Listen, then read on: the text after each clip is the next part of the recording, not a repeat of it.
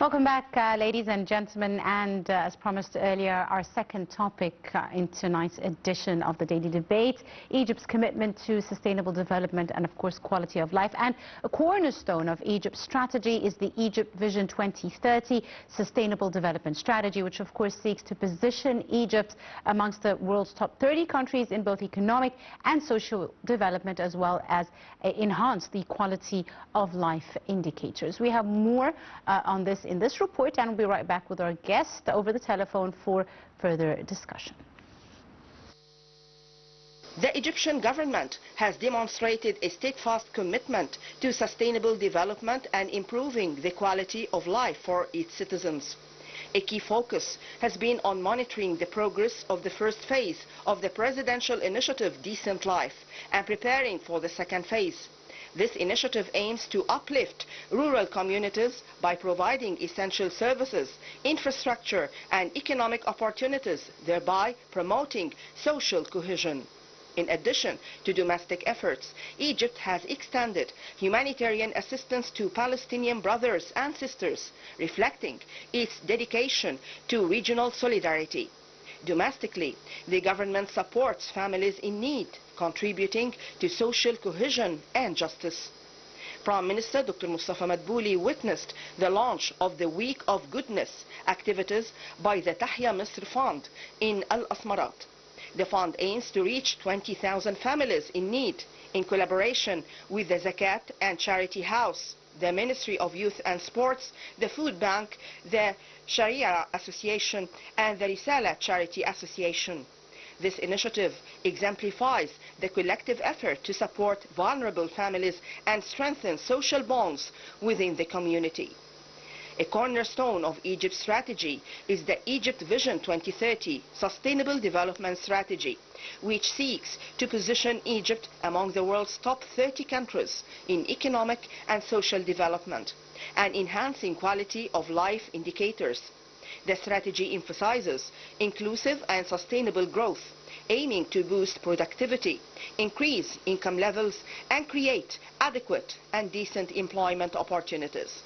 The initiatives spearheaded by President El-Sisi in this regard have had a tangible impact on the lives of Egyptian citizens. The Decent Life initiative, for instance, has been pivotal in improving living conditions in rural areas, providing access to clean water, sanitation, healthcare and education. These efforts have not only enhanced the quality of life, but also empowered communities to participate actively in the nation's development. Furthermore, the focus on sustainable development has led to significant strides in various sectors. President El-Sisi's visionary leadership has set Egypt on a path towards sustainable development and improved quality of life for its citizens.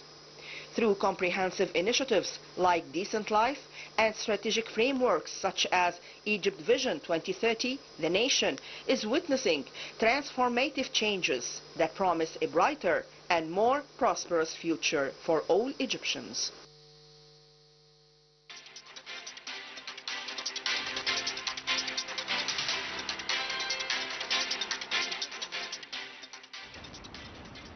Welcome back, ladies and gentlemen. We're now delighted to be joined over the telephone by our guest for the evening, Dr. Saeed Kholy, the Professor of Economics.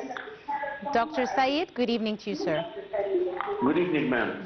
Thank you, Dr. Saeed, for your time and for joining us tonight. Can I just ask you to turn down the volume of your television set and listen through the telephone? Yes, ma'am. Right. So Dr. Saeed, once again, welcome to the show. Let me start by asking you, how do you see the primary objectives of the Decent Life initiative and its targeted outcomes specifically for rural communities in Egypt? Of course, as you recall, if you took a look at the last 10 years, yes, since 2014 up to this point of time, we see a lot of progress in all different areas. Yes. According to Egypt Vision 2030, we achieved about 70% of our vision up to this point of time.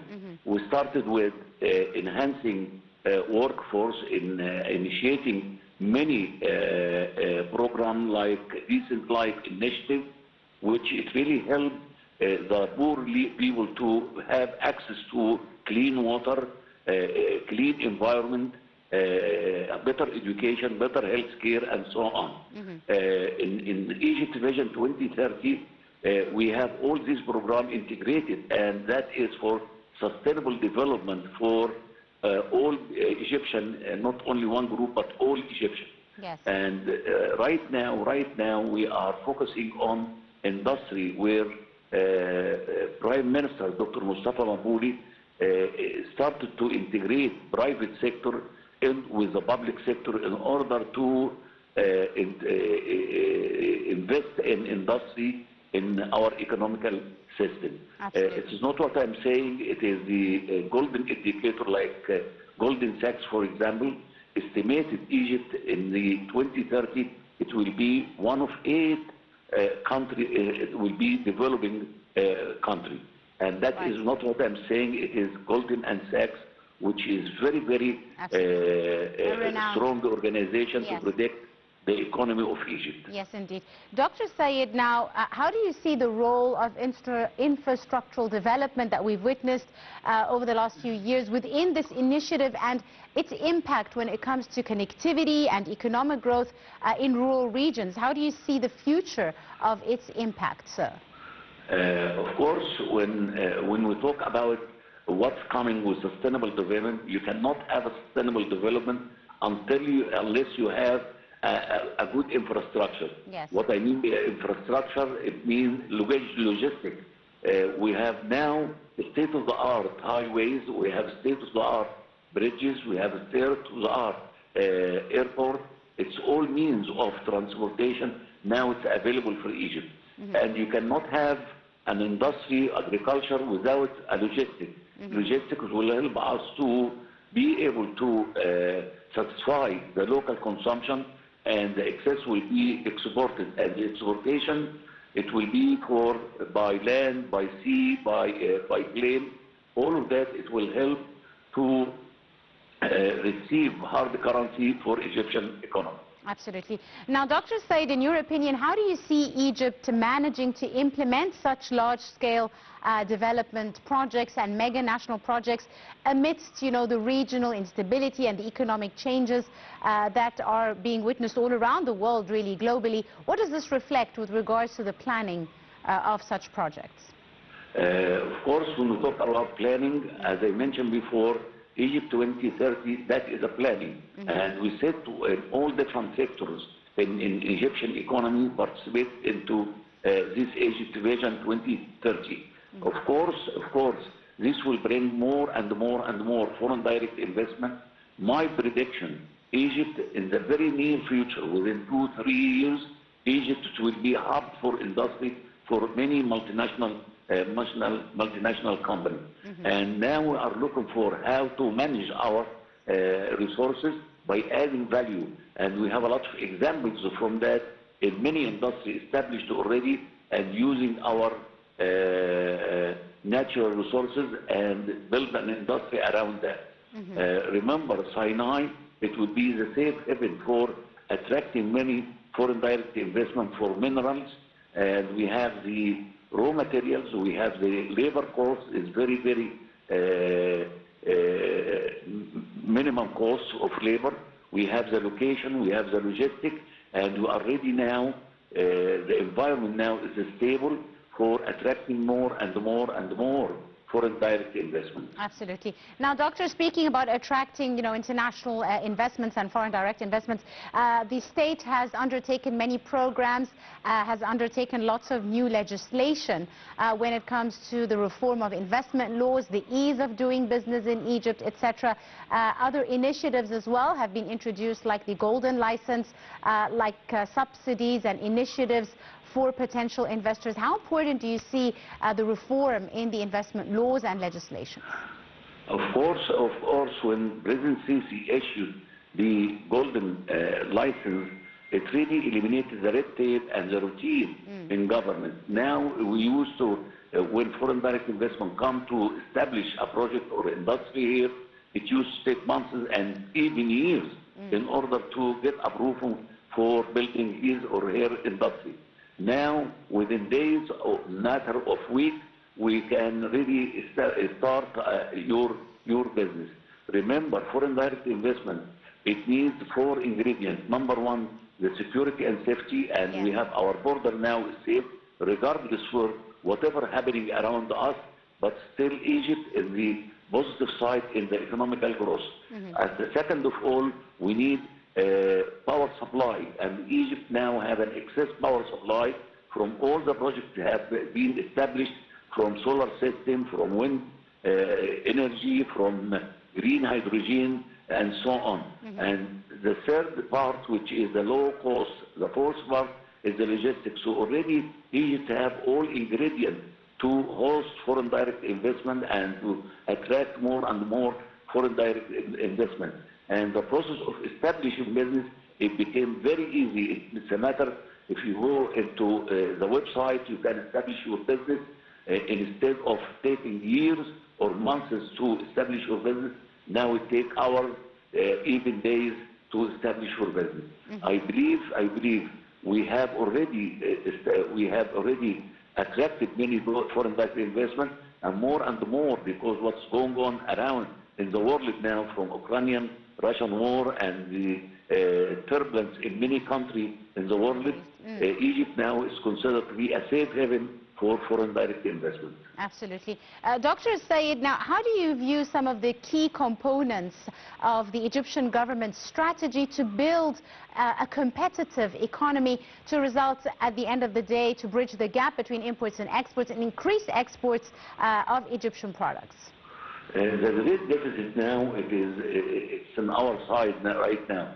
A few hours ago, Dr. Mustafa Mabuli had a meeting with his government, and he really bring us a good news where the trade deficit is reduced, which it never happened before. And my prediction, our export will be more than our import, and will be able to reduce, to minimize the deficit of trade in the future.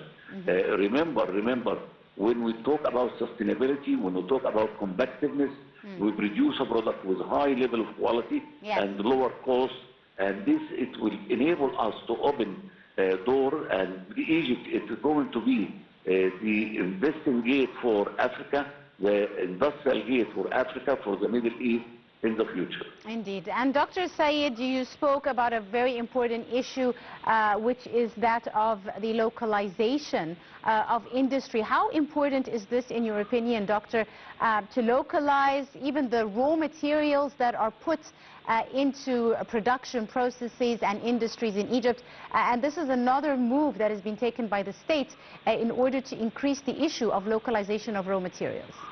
Of course, material is part of the inputs of any industrial or agricultural sector. And I always say, look for the availability of materials first, and build an industry based on your materials. We have the raw material we used to, as you recall, a few years ago when we have the black sand, it used to be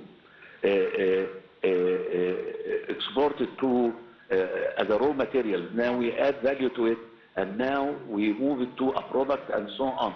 We used to sell it for hundreds of dollars per ton, and we receive it back for thousands of dollars. And now we use our resources. As I told you, what we need right now, it is how to manage our natural resources. We have a lot of natural resources in Sinai. If we focus on that, and localization, when we talk about localization, you cannot have 100% localization. No country in the world will have 100% localization, but in certain stage we can move from 30%, 40%. Right now we are 60% of our component made in Egypt, but we can have a technology, and with the new fourth wave industry, or fourth industrial revolution and fifth industrial revolution, we can bring know-how and technology to Egypt, and help us to increase our export to the rest of the world. Absolutely. On that note, I'd like to thank you very, very much. Dr. You're very Sayed El-Kholy, Professor of Economics, thank you very much, sir, for your time and your insight. Ladies and gentlemen, another short break, and we'll be back for more. Do stay tuned.